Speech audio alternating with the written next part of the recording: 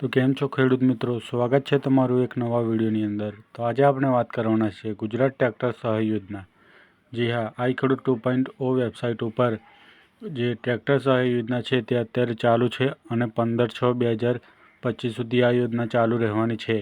તો ખેડૂતોને ટ્રેક્ટર ખરીદવા માટે ₹42,000ની સહાય અથવા 50% જે બેમાંથી ઓછું હશે તે મળવાપાત્ર રહેશે। તો લાભ લેવા માટે આ વિડીયોને છેલ્લે સુધી જુઓ, તેમજ 5 લોકોને શેર કરો જેથી તેઓ પણ આ માહિતી જાણી શકે।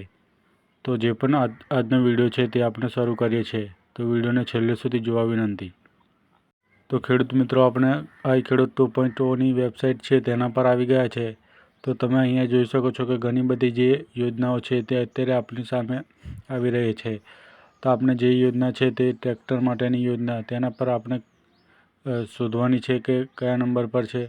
તો હજુ થોડા આપણે નીચે જઈશું અને 2 નંબર પર જઈશું તો આપણી જે પણ યોજના હશે તે કદાચ મળી શકે છે।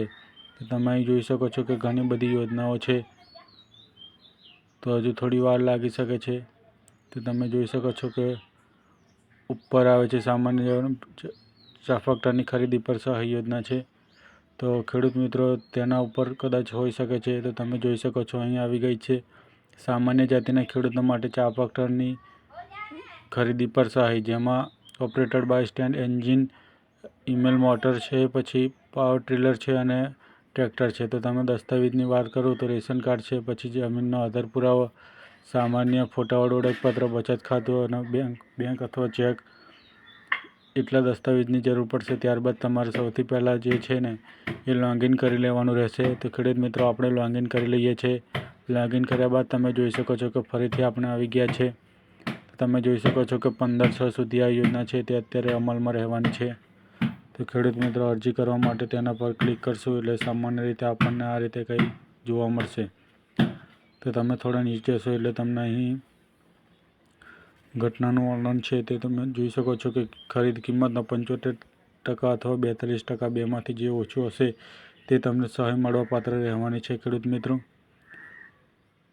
મેં તમને પહેલાં 50% કીધું હતું, પરંતુ ઘટકના વર્ણન બાદ તે 75% છે। ખેડૂત મિત્રો, તો થોડી ભૂલ થઈ ગઈ હતી મારાથી।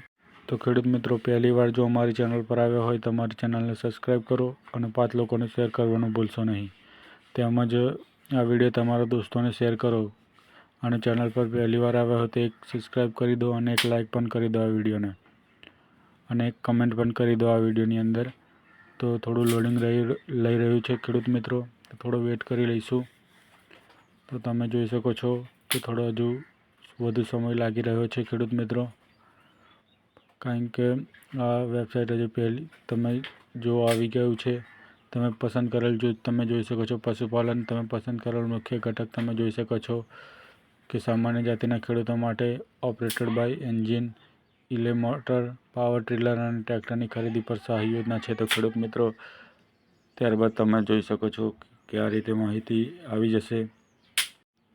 તો ખેડૂત મિત્રો, આ રીતે તમારે હા ના કરી દેવાનું છે। ત્યારબાદ તમારે અહીં પશુ વર્ગ પસંદ કરી લેવાનો છે। ભેંસ હોય અથવા ગાય હોય, જે હોય તમારે પસંદ કરી લેવાનો છે।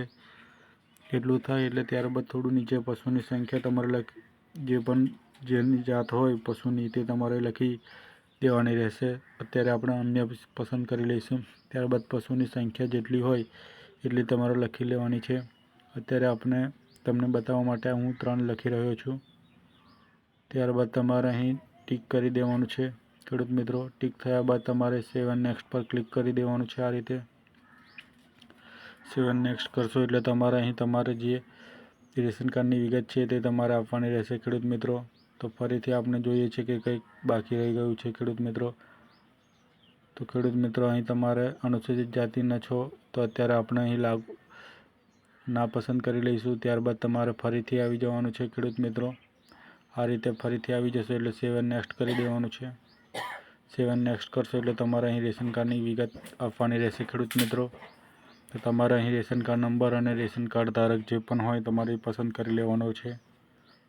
એટલું થાય એટલે તમારે જે પણ બાકીના દસ્તાવેજ હતા તે તમારે અહીં અપલોડ કરવાના રહેશે। અપલોડ કરશો એટલે તમારે પછી જે પણ બેંકની ડિટેલ હશે, જેમાં IFSC કોડ, પછી બેંક એકાઉન્ટ નંબર, જે પણ બ્રાન્ચ હશે તે પસંદ કરવાનું રહેશે।